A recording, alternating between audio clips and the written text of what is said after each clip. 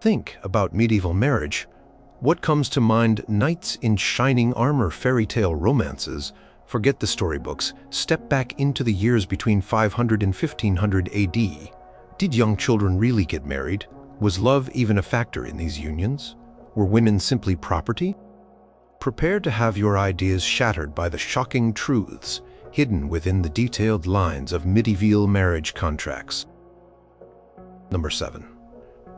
Death did not always do them part. Financially speaking, medieval marriage contracts were not just about sealing a union. They were elaborate blueprints for financial survival, often extending far beyond the solemn declaration of vows and even beyond the grave itself. Promise, "Till death do us part," certainly held profound spiritual weight. But the meticulously detailed financial arrangements built into these documents show that death was frequently just another legal milestone, not the absolute end of a woman's connection to her husband's estate. These contracts frequently contained specific provisions designed to protect a widow, ensuring she did not face destitution, social marginalization, or a loss of status after her husband's demise. These critical provisions, primarily known as dower or jointure, acted as sophisticated safety nets in an era where women possessed extremely limited intended earning potential and where social status was inextricably linked to landed property and inheritance. Dower was perhaps the most deeply entrenched and legally recognized of these protections across much of Western Europe, particularly in England. It granted a widow the right to a portion of her deceased husband's land for the remainder of her natural life. Precise fraction varied slightly by region and custom, but 1/3 of all her husband's freehold lands held during the marriage was a widely recognized standard in England. This was not a discretionary gift from the husband's last will and testament. It was her fundamental legal entitlement, established as a consequence of the marriage itself, sometimes even outlined in a preliminary contract. Records from the extensive English legal system, such as those found in the feat of fines or plea rolls, show countless cases where dower rights were asserted, defended, and ultimately enforced in royal courts. For example, if a landed knight, Sir Reginald, died possessing 3 substantial manors across a county, his widow, Lady Margaret, would typically possess the legal right to receive the income, or even direct control and management of one of those manors until her own death. This meant that even if her husband's male heirs inherited the bulk of his patrimony, a significant and valuable portion remained under her personal control, providing her with a secure and often substantial income, a place of residence, and continued social standing. The dower was seen as crucial for the widow's sustenance, preventing her from becoming a burden on her own family or society. The specific lands assigned as dower were sometimes left broadly defined in the initial marriage contract, to be settled more precisely later through legal processes. A 13th century English marriage agreement involving 2 prominent knightly families, for instance, might explicitly state that upon her husband's death, the wife, Lady Eleanor de Grey, would receive the manor of Little Eaton, including all its associated rents, services, and appurtenances, rather than an unspecified 1/3 of a larger, undifferentiated estate. This upfront clarity, while not universal, aimed to mitigate future disputes among potentially contentious heirs, though legal battles over dower were still notably common. Records from the Court of Common Pleas and local manorial courts are filled with documented lawsuits where determined widows fiercely pursued their deceased husband's heirs to claim, recover, or defend their dower lands, demonstrating the powerful legal recognition and vigorous protection of this critical right. Process of assigning dower involved the heirs formally setting aside specific parcels of land for the widow, sometimes under court supervision, and this often involved a detailed survey of the property. In cases where the husband held land in different counties, the widow might have a dower claim in each, adding to the complexity of the legal process. An equally significant and often more advantageous alternative to dower, especially prevalent among the wealthier nobility and later adopted by prosperous merchant families, was the jointure. Instead of a general 1/3 claim, A jointure involved settling specific, clearly named lands or a guaranteed annual income upon the bride at the exact moment of marriage, or sometimes even before the wedding ceremony itself. This arrangement, meticulously documented in the marriage contract, meant that upon her husband's death, the widow would immediately come into possession of these prearranged and defined assets without the need for complex future legal division or assignment. A marriage contract from a 15th century French noble family, for instance, might stipulate that a particular chateau, the Château de Belleterre, and its surrounding productive vineyards and woodlands would be settled on the bride as her jointure and a principal residence without any ambiguity. Jointures were frequently considered more advantageous than dower because they provided greater certainty of tenure and could sometimes be designed to be more financially generous than the traditional one-third customary dower. They also simplified the inheritance process for the husband's direct heirs, as the jointured lands were already clearly separated from the main patrimonial estate. The very existence of such precise provisions in the contract reflects an advanced understanding of property law and a strategic approach to family wealth management, often involving complex legal instruments like feoffments to uses. The financial connection often extended far beyond a direct provision for the widow. Many contracts also included elaborate clauses dictating specific provisions for any children born of the marriage, particularly if the husband had children from a previous union, or if the new wife brought a significant dowry that was meant to benefit her own offspring. In such complex cases, the contract might meticulously specify how the inheritance would be divided among different sets of children, ensuring that the children of the new marriage received a fair and agreed-upon share, or that the widow would be compensated financially. For example, a contract from a 14th century Italian merchant family might detail that the husband's first son from his prior marriage would inherit the primary family shipping business, but that the new wife's children would simultaneously receive a specific monetary sum from the family's estate. These highly complex and detailed clauses aim to prevent potentially bitter future family squabbles and protect the financial standing and future prospects of all offspring, recognizing the powerful role of the stepmother in a household with multiple sets of children. Sometimes the contracts even specified how children would be educated or what specific training they would receive, all tied to their future inheritance. Remarriage was another area where contracts offered often surprisingly detailed and restrictive provisions. While widows were generally free to remarry after a period of mourning, their dower or jointure rights could be significantly affected. Some contracts explicitly stipulated that a widow would completely forfeit her dower or jointure if she chose to remarry outside the family lineage, or sometimes if she remarried at all. Other contracts might include clauses that dictated her dower would automatically pass to her children from the first marriage upon her remarriage, rather than remaining under her direct control. For instance, a noble marriage contract from 12th century Germany might state that the widow could retain her specified dower lands if she remained single or if she married a member of her deceased husband's lineage, perhaps a younger brother or cousin, but would automatically lose them and their revel family. These clauses reveal a powerful strategic effort by families to keep valuable assets and influence strictly within their own family line, and prevent them from passing into the control of rival families through a new marital alliance. Such provisions underscore the dynastic rather than individual focus of these agreements, where property and power were paramount. Sometimes a widow might be legally obligated to seek the consent of her late husband's family for any remarriage, particularly if she continued to hold valuable dower lands.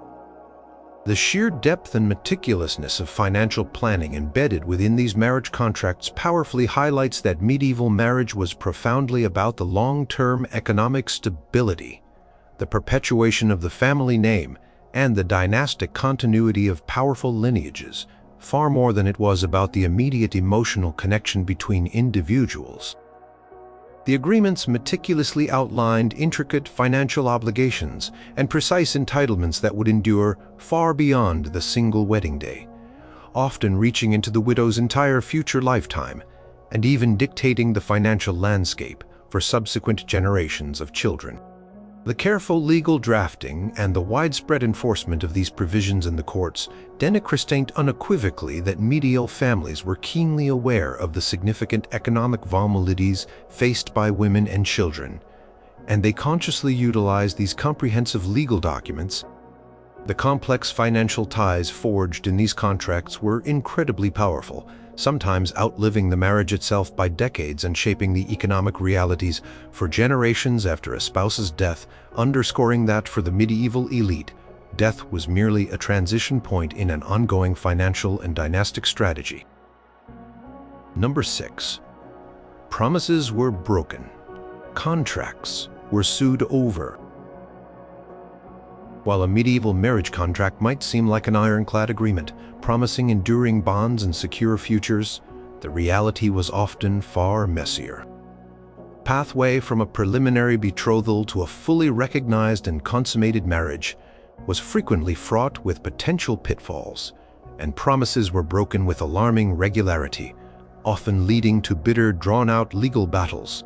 The medieval legal system, particularly the ecclesiastical courts which held comprehensive jurisdiction over marriage, saw a constant heavy stream of cases involving disputes over broken engagements, unfulfilled promises to marry, and attempts to back out of carefully crafted agreements. These highly contentious cases reveal a world where personal honor, family reputation, and truly significant financial stakes hung precariously in the balance for all parties involved. The most common form of a formal promise to marry was a spousal, which could broadly take two crucial forms: sponsalia de pursurope or sponsalia de procesenti. A sponsalia de pursurope was a solemn promise to marry at some point in the future, often made when one or both parties had not yet reached the legal canonical age for full marriage, or if certain crucial conditions needed to be met, such as the full transfer of a substantial dowry or the receipt of a papal dispensation. This was a preliminary forward-looking agreement, a legally recognized engagement. For example, a contract might state that Robert of Salisbury, age 12, would marry Anne of Kent, age 10, when they both reached the legal age of discretion, or when a specific tract of land was formally conveyed to Anne's family. This future promise, however, was not immediately binding as a fully fledged marriage in itself. Yet, if either party subsequently engaged in sexual relations with the other, the sponsalia de pursuරු could, under canon law, legally transform into a full and indissoluble marriage, a critically important detail that often led to complex and unpredictable complications. In stark contrast, a sponsalia de procesenti was a direct and immediate declaration of present consent, often made in the presence of credible witnesses, using direct and unequivocal words like, "I take you as my wife now," or "I marry you at this very moment." This was considered by the Church to be a valid and fully binding marriage in itself, even without a formal church ceremony, the blessing of a priest, or even parental consent in theory. Many people, particularly in rural areas or among the lower classes, viewed this as a complete marriage, requiring no further rites. However, bitter disputes often arose when one party vehemently denied uttering such words, or when multiple witnesses contradicted each other regarding the exact wording or intent. Records from ecclesiastical courts across various regions, from the English diocese to the bustling Italian city-states, show numerous cases where individuals claimed a marriage based on solemn words, allegedly spoken in private, while the other party adamantly denied ever making such a commitment.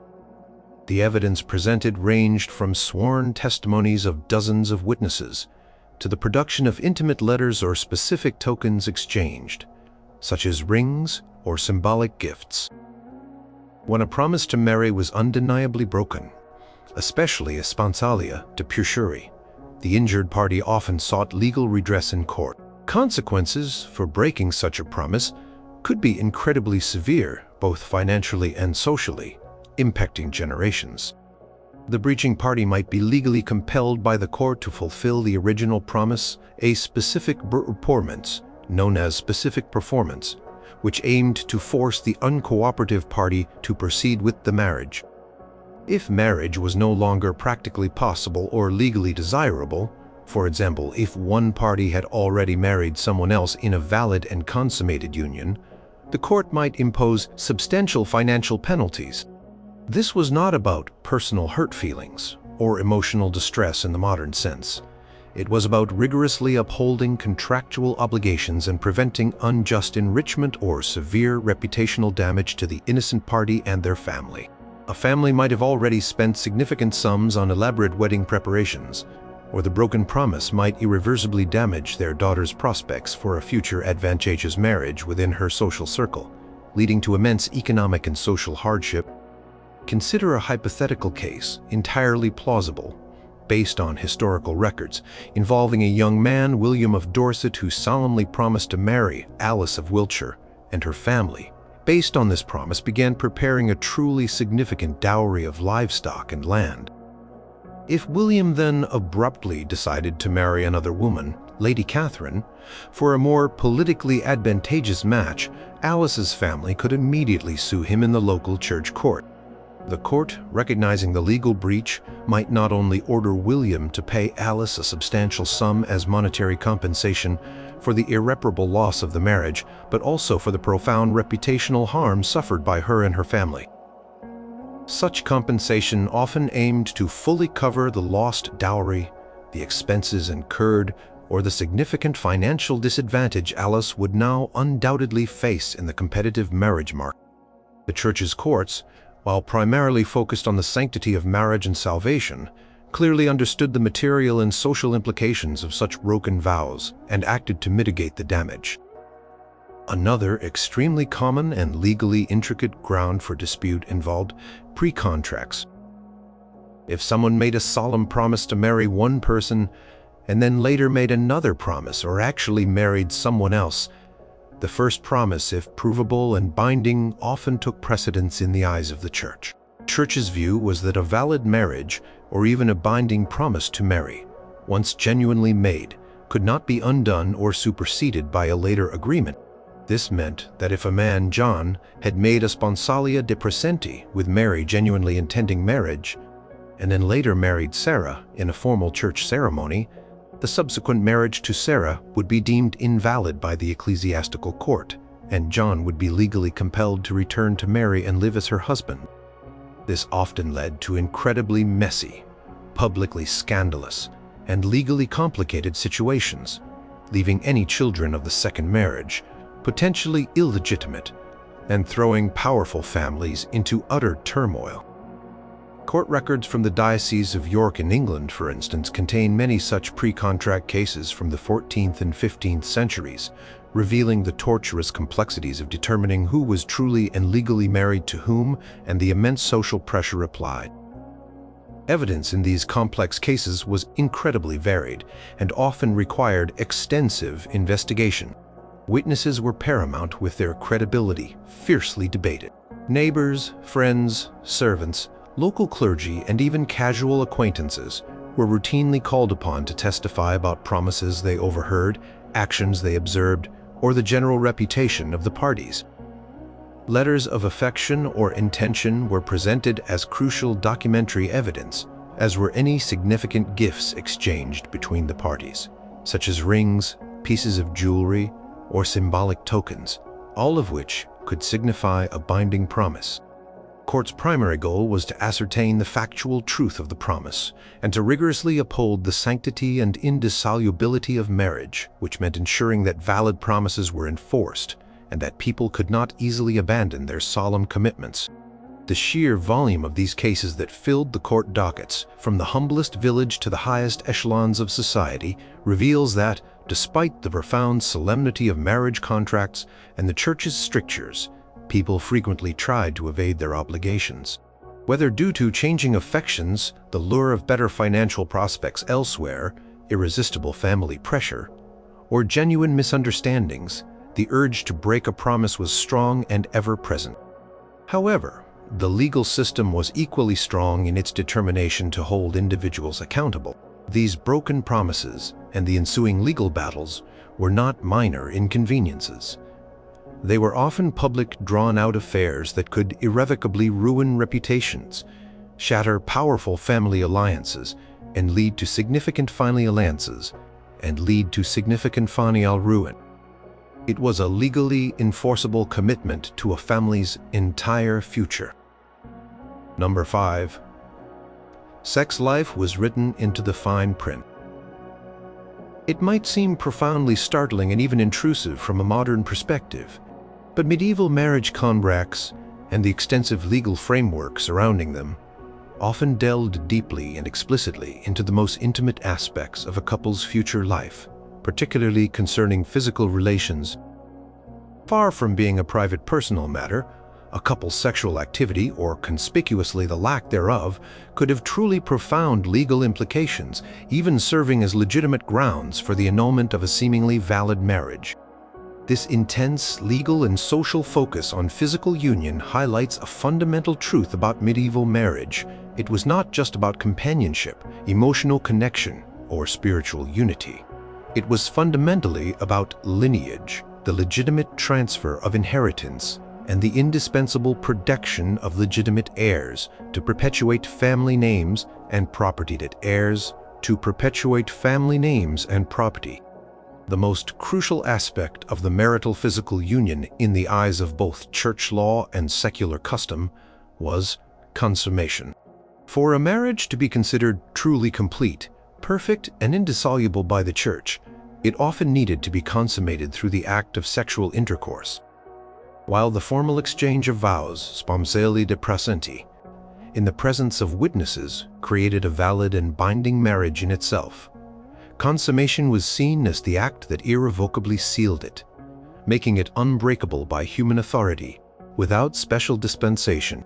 If a marriage remained undeniably unconsummated for any reason, it could, under strict legal conditions, be annulled.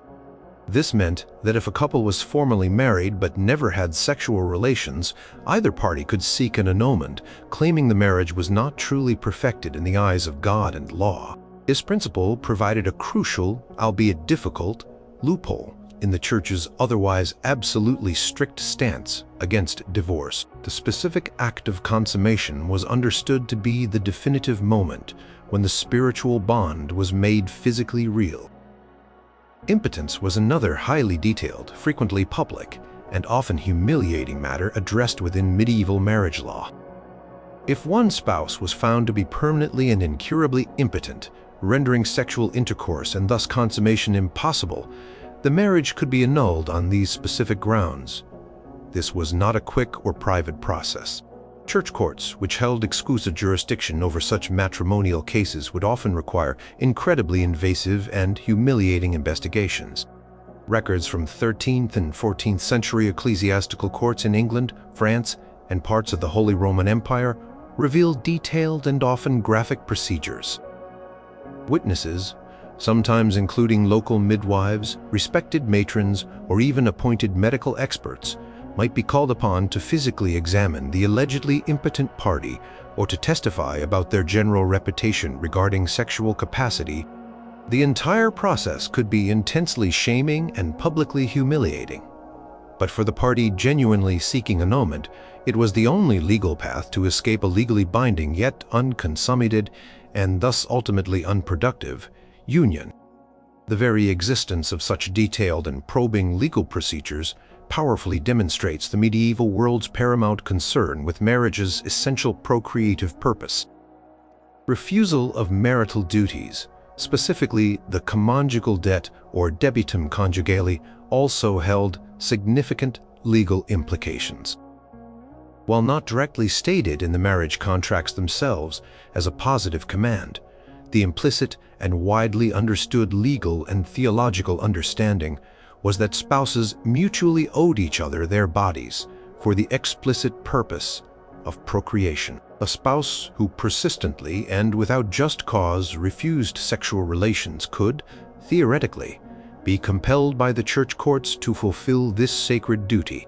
While incredibly difficult to prove in a court of law, and certainly a delicate and often embarrassing matter for legal proceedings, documented cases exist where a husband or wife sought the court's intervention to compel their spouse to engage in intercourse.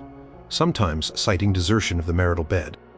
This reveals a legal system that viewed physical union as a fundamental and non-negotiable part of the marital contract, absolutely essential for its purpose and for the spiritual well-being of the partners. Beyond the specific act of consummation, the ultimate and overriding purpose of the physical union was undeniably procreation. The ability to produce healthy, legitimate heirs was absolutely paramount, especially for noble and wealthy families whose entire future, including their lineage, property, and power, depended entirely on legitimate succession. While contracts didn't explicitly demand the birth of offspring, the implications were always clear and deeply felt. Persistent absence of children could trigger immense anxieties, intense family pressure, and sometimes even lead to desperate efforts to secure annulments, even if other, more easily provable grounds were ultimately needed. The focus on offspring was so central to the entire concept of marriage that contracts often included highly specific provisions for dowries or inheritances that might be conditional on the birth of children, or meticulously detailed how assets would be divided if no legitimate children were born to carry on the family name. A 14th century contract from an influential Florentine banking family, for example, might specify that if no male heir was produced, a specific portion of the wife's dowry would automatically revert to her family rather than remaining with the husband's lineage, or that certain assets would be used to establish a convent for the daughters. Sometimes, contracts even touched upon topics related to the wife's ability to bear children, albeit indirectly, while it was less common to see explicit clauses regarding fertility. The general health and perceived fertility of the prospective bride were undoubtedly significant considerations during intense marriage negotiations. If a bride was known or rumored to be infertile, this could be a major impediment to a marriage, reducing her attractiveness in the marriage market, or it might be tacitly acknowledged in the contract through alternative provisions for the security of her lineage. The overriding goal was always to secure the family line and ensure its continuation, and the biological capacity of the couple was viewed as a vital functional part of that complex equation. The detailed, almost clinical examination of sex in medieval marriage law, particularly regarding impotence, refusal of conjugal duties, and consummation, might appear remarkably intrusive and cold from a modern perspective. However, it was a practical and necessary response to the rigid legal and social demands of the era. With no concept of divorce in the modern sense, annulment for non-consummation or impotence provided a crucial and essential release valve for unions that could not fulfill their primary divinely sanctioned purpose of perpetuating family lines and ensuring legitimate succession. The meticulous records of these often sensitive cases, preserved in church archives, demonstrate unequivocally that the medieval world saw the private act of sex as having very public and very serious legal consequences, intricately woven into the very fabric of society and law. The fine print of these agreements and the strict laws that underpinned them laid bare the deeply functional, often unromantic, and utterly essential expectations placed on couples regarding their physical relationship. Number 4. The Church said no divorce, but there were workarounds. The medieval Church maintained an unwavering and absolute stance against divorce, unequivocally declaring marriage a sacred sacrament, a bond instituted directly by God and therefore by divine decree, absolutely indissoluble by any human authority. Profound theological declaration. What therefore God hath joined together, let not man put asunder. Matthew chapter 19 verse 6 was the foundational bedrock of this unyielding doctrine. Yet, human lives are inherently complex, filled with unpredictable challenges and the harsh realities of incompatible spouses, perpetually childless unions, unacceptable behavior, or simply the desire for a better match meant that people frequently sought ingenious ways to escape their marital bonds, while outright divorce in the modern sense was strictly forbidden. Medieval marriage contracts and the expansive body of ecclesiastical law offered a complex, intricate, and often costly set of workarounds that could effectively end a marriage. or at least provide legal separation, even if the church resolutely denied the very concept of divorce. Primary and most widely utilized whorterant was annulment, officially known as a declaration of nullity. Unlike a modern divorce, which legally dissolves a valid marriage, an annulment declared that a marriage had never been valid in the first place, due to some impediment present at the time the vows were exchanged. It was as if the marriage had, in the eyes of God and law, never truly happened. Grounds for annulment were remarkably varied and often incredibly intricate, requiring extensive and rigorous legal processes conducted within the ecclesiastical courts. One of the most common grounds was pre-contract, where one party had already made a prior legally binding promise to marry someone else before the current marriage was entered into. For example, if a man, Thomas of Gloucester, had exchanged solemn vows of present consent, sponsalia di praesenti, with Agnes of Bath, genuinely intending marriage, and then later married Isabella, in a formal church ceremony, for political advantage, the marriage to Isabella could be successfully annulled because Thomas was already legally, if unconventionally, married to Agnes. Church records from across England and France are full of such complex cases, illustrating the messy, often scandalous conflicts arising from prior commitments and their legal precedents. Another truly significant and frequently exploited ground for annulment was consanguinity or affinity, meaning being too closely related by blood, consanguinity, or by marriage, affinity.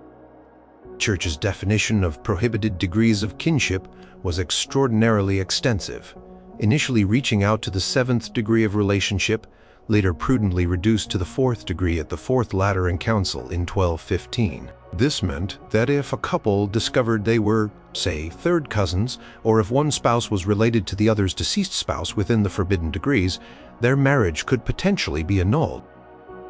This rule was very often strategically exploited by powerful noble and royal families to dissolve politically inconvenient marriages or to facilitate new, more advantageous alliances.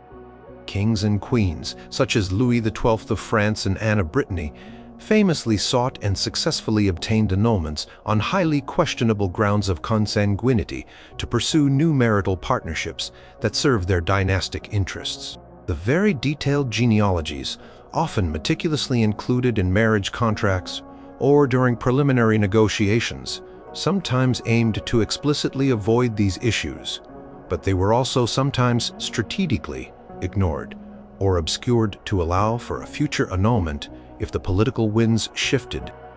Impotence, as extensively discussed previously, was another absolutely critical ground for annulment.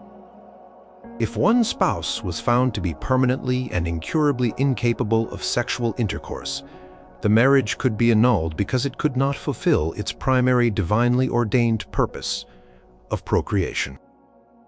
This required detailed, often invasive, and very public investigation by church officials and sometimes medical practitioners, but it offered a crucial and legally recognized path to freedom for couples who could not consummate their union.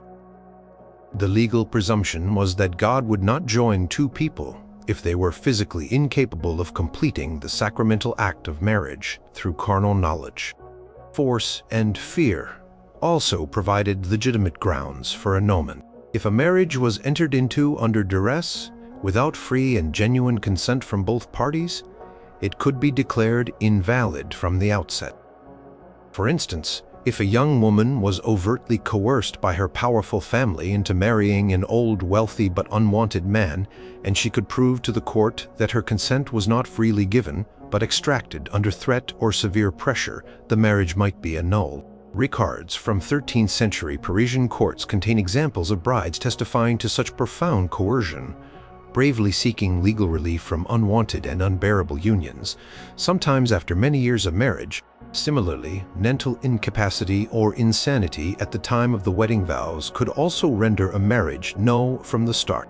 Beyond annulment, there was another crucial legal mechanism: separation a mensa et thoro, meaning literally, from bed and board.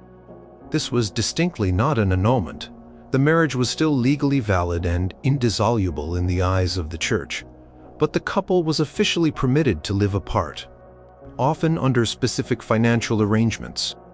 They were strictly forbidden to remarry while their spouse lived. This type of separation was typically granted in severe cases of extreme cruelty, documented adultery, chronic desertion, or heresy. The woman, for example, might be granted a formal separation if her husband was violently abusive, allowing her to live apart from him while still legally remaining his wife in the eyes of the church and retaining certain financial rights, such as access to her dower or maintenance from his estate. This provided a crucial measure of physical safety and a degree of financial independence without dissolving the sacred bond itself. The very existence of these complex workarounds powerfully demonstrates the inherent tension between the Church's strict theological doctrine of marital indissolubility and the practical, often messy realities of human relationships in a complex society. While divorce in the modern sense was absolutely forbidden, the intricate avenues for annulment and separation provided crucial, if difficult, mechanisms for resolving marital disputes and escaping truly untenable situations. These processes were often incredibly lengthy, immensely expensive, and publicly humiliating, requiring detailed testimonies, extensive investigations, and often involving powerful families maneuvering through the legal system. Yet, they were the only legal options available for individuals desperately seeking to dissolve or escape a marital bond in a society where marriage was seen as a divine, unbreakable, and foundational institution, a fundamental pillar of both spiritual and secular order. The very existence of these complex legal pathways embedded within the Church's canon law clearly shows a society perpetually wrestling with the practicalities of human suffering and conflict, even while fiercely upholding the sacred nature of marriage. Number 3. Women held financial power, sometimes. Popular image of medieval women often portrays them as entirely subjugated, lacking any independent agency, particularly in financial matters. They are sometimes imagined as mere chattels, passively transferred from a father's control to a husband's. However, a deep dive into medieval marriage contracts and the sophisticated legal traditions they embodied reveals a far more nuanced, complex, and sometimes surprising picture. While a husband typically gained significant control over his wife's property upon marriage, especially her lands, women often entered into these unions with substantial and legally protected financial rights and carefully defined personal assets. These agreements were not just about what a woman brought to a marriage in the form of a dowry, but precisely what she was guaranteed to retain and control, even after the death of her husband or even during the marriage itself, in certain specific circumstances. Perhaps the most significant and widespread financial protection for women was dower. This was not a discretionary gift from her husband's will or his family. It was a customary and legally enforceable right, guaranteeing a widow a defined portion of her deceased husband's lands for the rest of her life. In England, for instance, this was typically 1/3 of all the freehold lands her husband possessed during the entire marriage, regardless of when he acquired them. This meant that even if the main inheritance passed directly to the husband's male heirs, the widow was unequivocally entitled to an income-generating portion of the estate.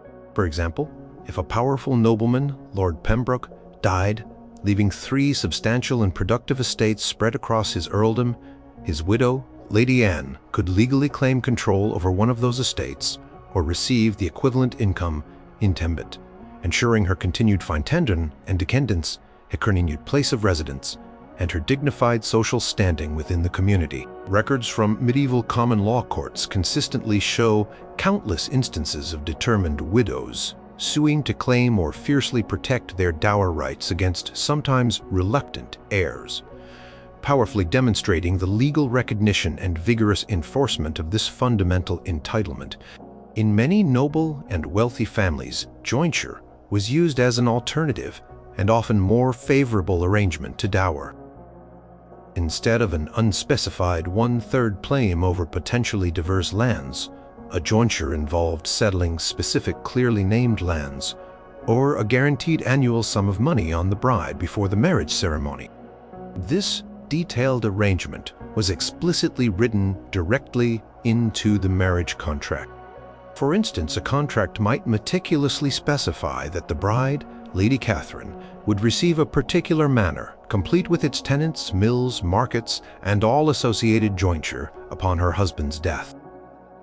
This often provided significantly more security and clarity than the general dower, as the assets were explicitly defined and separated from the main estate from the outset. Jointures could sometimes be considerably more generous than the traditional dower, particularly if the bride came from an exceptionally powerful family or brought a very large, desirable dowry. The strategic use of jointures was a sophisticated move to secure the bride's financial future and to simplify the complex inheritance process for the husband's heirs, avoiding potential disputes over land division. Beyond the major provisions of dower and jointure, women often had specific control over their paraphernalia, or pin money. This category referred to her personal belongings, such as valuable jewels, fine clothing, personal adornments, and sometimes a specific sum of money specifically set aside for her personal expenses and independent use. Crucially, these items were considered her separate property and were generally not subject to her husband's debts control or his claims during the marriage. A bride might arrive at her new marital home with several chests of exquisitely crafted clothing, intricate pieces of jewelry inherited from her mother, and perhaps a small purse of coins from her father, all of which legally remained her own. A marriage contract might explicitly list these items, or refer to a general custom that such items belong solely to the wife. This small but significant area of financial autonomy allowed women to maintain a degree of personal independence, dignity, and economic security within the marriage, giving them a personal reserve outside of their husband's dominion. For women who were heiresses, their financial power before marriage was even more pronounced and influential. A woman who inherited significant land or substantial wealth from her family before marriage, perhaps through a deceased father or brother, entered negotiations as a powerful economic actor, while her husband would typically gain management rights over her inherited property during the marriage, a legal concept known as jure uxoris. The marriage contract could precisely specify how it would be administered, how its revenues would be used, or how it would ultimately pass to her children. In some cases, a wealthy heiress possessed immense leverage during negotiations, enabling her to secure remarkably more favorable terms for herself or for her future children than other brides. English common law, for instance, recognized the concept of a fine sole merchant, allowing married women in specific urban areas to engage in trade and own property separately from their husbands, particularly relevant for enterprising widows who took over their deceased husbands' successful businesses. Widows too often experienced a remarkable surge in financial and even social power upon their husband's death. Not only did they immediately claim their dower or jointure, but if there were minor children, the widow often became the legal guardian of their persons and their inheritance, giving her considerable control and influence over the family's assets until the children reached their legal majority. Many powerful medieval women, such as the formidable Eleanor of Aquitaine, exercised immense political and economic influence, not only through their vast dower lands, but also through their positions as regents for their young sons, effectively governing territories and commanding resources. While she is an exceptional and well-documented example, the principle of a widow's significant financial control, often acting as a steward of her family's wealth, was surprisingly widespread across different social strata. These meticulously crafted contractual provisions and deeply embedded legal customs reveal that medieval society, despite its pervasive patriarchal structure and the legal concept of coverture, acknowledged and legally protected a woman's fundamental right to economic security. These protections were not merely symbolic tokens. They were absolutely essential for her survival, her social status, and her ability to maintain a household. The detailed clauses in marriage contracts show families meticulously planning for these eventualities, using sophisticated legal instruments to define and stringently protect the financial future of the women within their lineage. Contracts were not just about giving a woman away in marriage. They were equally about securing her position, ensuring her continued access to vital resources, and sometimes granting her a remarkable and often overlooked degree of financial power and agency. Number 2. Love was a side note. Property was the main event. When we think of marriage today, love is almost universally placed at the very center of the decision-making process. Romantic affection, shared interests, and emotional connection are considered the foundational pillars of a successful union. Yet a deep and thorough dive into medieval marriage contracts reveals a profoundly different, often starkly pragmatic reality. For centuries, across most of Europe, marriage was decidedly less about passionate romantic affection and overwhelmingly more about strategic alliances, the meticulous transfer of land, the intricate management of inherited wealth, and the expansion of family influence. These contracts, particularly among the aristocracy, the burgeoning wealthy merchant classes, and ambitious landholders, read less like declarations of personal devotion and more like meticulously crafted business agreements. The emotional connection between the prospective bride and groom was at best a secondary consideration, if it was acknowledged or considered at all during the strenuous negotiation process. The dowry was perhaps the single most prominent and economically significant financial aspect of medieval marriage, representing a massive and critically important financial transfer from the bride's family to the groom or his family. The dowry could consist of a bewildering array of assets, substantial amounts of cash, valuable tracts of land, productive livestock, precious jewels, luxurious clothing, household goods, or even specific shares in a family business. It served multiple vital purposes. It contributed significantly to the financial support and establishment of the new marital household.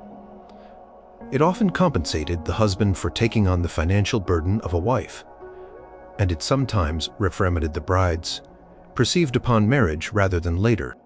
The exact size and composition of the dowry was a crucial and often fiercely debated point of negotiation between the families, frequently determining the social status, wealth, and influence of the prospective groom that a bride could attract.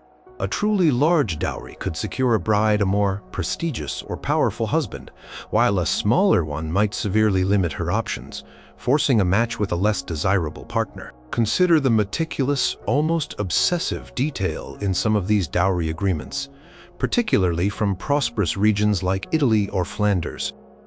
13th century Italian merchant's contract, for instance, might specify a dowry consisting of 1,000 florins in pure gold, 20 bolts of fine Venetian silk cloth, 2 barrels of the finest Malmsey wine, and a 1/3 share in 2 trading vessels currently docked in the port of Genoa. The agreement would then meticulously detail the precise terms of payment, often in multiple installments spread over years, and what would happen if the dowry was not fully paid on schedule, or if the goods proved to be of inferior quality. Disputes over unpaid or incomplete dowries were incredibly common in medieval civil courts, highlighting the massive financial sums involved and the absolute seriousness with which these payments were viewed as binding contractual obligations. The dowry was not just a generous gift, it was a non-negotiable contractual obligation with profound and enduring legal ramifications. In exchange for the substantial dowry, the groom's family often provided a counter-dowry, or more formally, made provisions for the dower or jointure for the bride. As discussed previously, the dower guaranteed the wife a portion of her husband's land or income upon his death, safeguarding her future. This was designed to protect the widow and ensure her financial security, but it was also a direct recognition of the immense financial and social value the bride's dowry brought to the union. A powerful family would often demand a particularly substantial dower, or a very generous jointure in return for their daughter's significant dowry. Illustrating the deeply reciprocal and highly calculated nature of these financial negotiations, the marriage contract meticulously balanced these intricate financial exchanges, often detailing the values of lands and goods to ensure an equitable from a family perspective arrangement. Beyond the immediate financial exchanges, marriage contracts were fundamentally about forging powerful political, social, and economic alliances between influential families. For royalty and high nobility, marriages were truly instruments of statecraft, meticulously designed to solidify power, prevent devastating wars, unite vast territories, or expand dynastic influence across continents. For example, the politically charged marriage of Eleanor of Aquitaine to Henry II of England in 1152 brought vast fertile territories from France under English control, irrevocably transforming the political map of Europe for centuries. These contracts were decidedly not about the individual happiness or romantic inclinations of Eleanor or Henry. They were about grand dynastic ambition, the consolidation of political power, and the future of kingdoms. Even among lesser nobles, wealthy commoners, and successful artisans, marriages created vital networks of influence, extended family connections, and mutual support that could be absolutely crucial for business ventures, resolving land disputes, or navigating complex local power struggles. The contracts often stipulated very specific and detailed future arrangements far beyond the wedding day. They might include clauses about the future education of children, the specific management of inherited lands, how particular family debts would be handled, or even which younger siblings would be provided for. For instance, a contract might meticulously detail that the newly married couple would reside in the husband's family home for a certain number of years, or that specific portions of land would be formally transferred to the eldest son upon his legal majority. These were not merely vague romantic aspirations. They were detailed, legally binding plans for the long-term future of two families' combined assets, status, and lineage. The sheer volume of clauses and the meticulous detail dedicated to land, money, property, and future inheritance in these contracts, often far outnumbering any fleeting mention of personal feelings, affection, or companionship, powerfully demonstrates what truly motivated these unions. Primary parties involved in the negotiations, most often the parents or guardians of the prospective bride and groom, were laser-focused on maximizing their family's wealth, enhancing their social status, extending their influence, and ensuring their long-term security and dynastic continuity.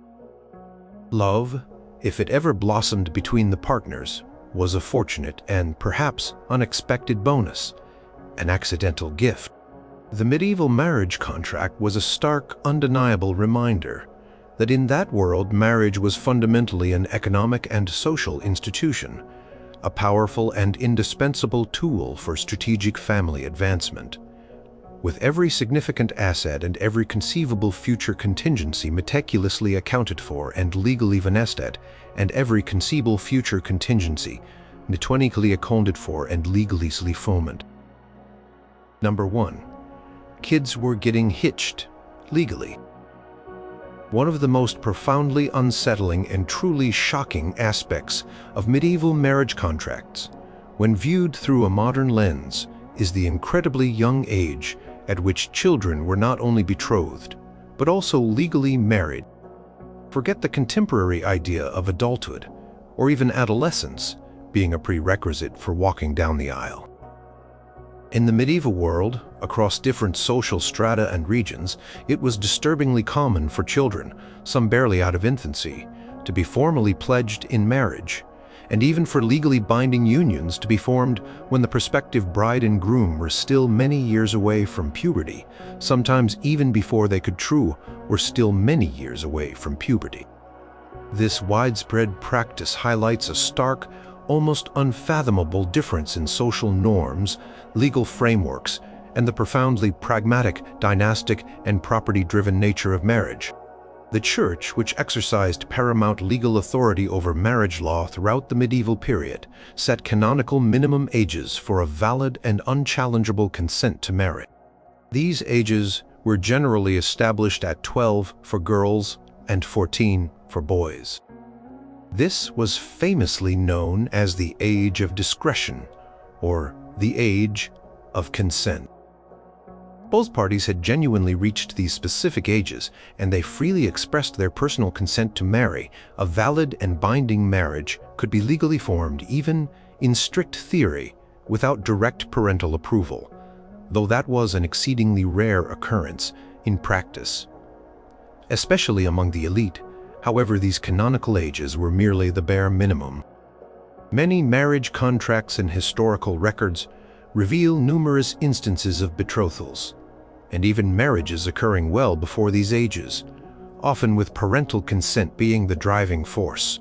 Crucial and legally intricate distinction existed between betrothal and marriage, which often led to confusion and later disputes. Betrothal, or sponsalia di pursuatu, was a formal, legally recognized promise to marry at some point in the future. This preliminary agreement could, and frequently did happen at exceptionally young ages, sometimes even involving toddlers. For example, a contract from 12th century France, specifically from a powerful ducal family, might meticulously record the formal betrothal of a 7-year-old girl, Lady Isabel, to a 9-year-old boy, Lord Geoffrey, to secure a territorial alliance.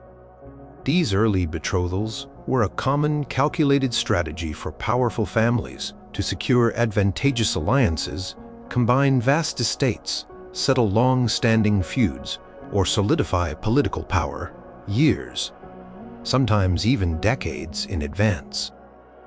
Contracts would invariably specify that the actual solemnization of the marriage would take place when the children reached the age of discretion or upon some other future condition, such as the full payment of a dowry, or the coming of age of the primary heir.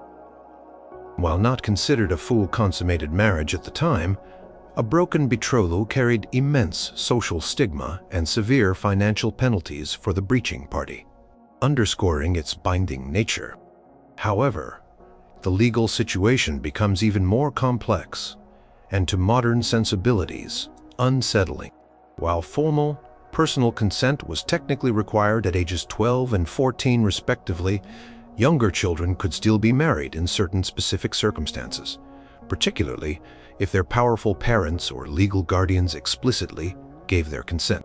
These marriages, known as child marriages, or sometimes marriages by procuration, were technically voidable or imperfect, meaning they could be annulled if either party formally objected once they reached their age of discretion. But if they continued to live together and implicitly or explicitly consented to the union upon reaching the canonical age, the marriage then became fully valid and indissoluble. Records from ecclesiastical courts sometimes show heartbreaking cases of young adults seeking annulment upon reaching maturity, bravely testifying that they had never truly consented to their earlier parentally arranged marriage and wished to be free. Practice of child marriage was particularly widespread and strategically important among the nobility and royalty, where dynastic considerations and the perpetuation of bloodlines overwhelmingly trumped any notion of individual choice or romantic inclination. The marriage of Isabella of Valois to Richard II of England in 1396, when she was merely 6 years old and he was 29, serves as a dramatic and chilling historical example. Their meticulously detailed marriage contract signed years earlier was primarily designed to solidify a crucial truce between England and France, ending decades of conflict. While it was widely understood and legally stipulated that physical consummation would wait until Isabella was considerably older and physically mature, the political union was immediate, legally binding, and its ramifications were profound for both kingdoms. Similar examples abound across the aristocratic families of Europe, where infants, toddlers, and young children were routinely pledged and legally joined in marriage to secure peace treaties, combine vast territories, unite powerful and ambitious families, or prevent properties from falling into unwanted hands. The underlying rationale behind these incredibly young marriages was purely pragmatic, coldly calculated, and overwhelmingly focused on family survival and advancement. It allowed influential families to secure incredibly advantageous alliances and transfer valuable property and future claims long before the children were old enough to develop their own opinions, form their own attachments, or make their own choices. It significantly reduced uncertainty in an unpredictable world, ensuring the long-term stability and prosperity of family lines and the preservation of vast estates.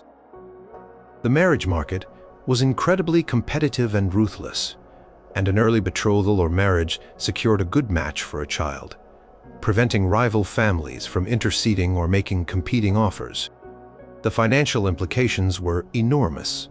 A substantial dowry might be formally transferred at the very time of betrothal, or valuable lands might be promised years in advance, irrevocably shaping the economic future of both families for generations. These contractual arrangements, though profoundly unsettling and even morally repugnant to modern sensibilities, reveal the stark and often brutal realities of life in the medieval period. Children were frequently viewed not merely as individuals with developing personalities, but as essential instruments for the continuation, expansion, and advancement of the family line, its wealth, and its political influence. Their legal consent and physical maturity were consistently secondary to the powerful strategic imperatives of family survival and the ruthless accumulation of power. The very existence of these meticulously drafted contracts, detailing elaborate agreements for children, sometimes too young, to even fully understand the meaning of marriage, serves as a powerful and enduring reminder that medieval marriage was a far cry from the love-centric unions we imagine today, fundamentally rooted in the cold, hard, culture-centric unions you imagine today.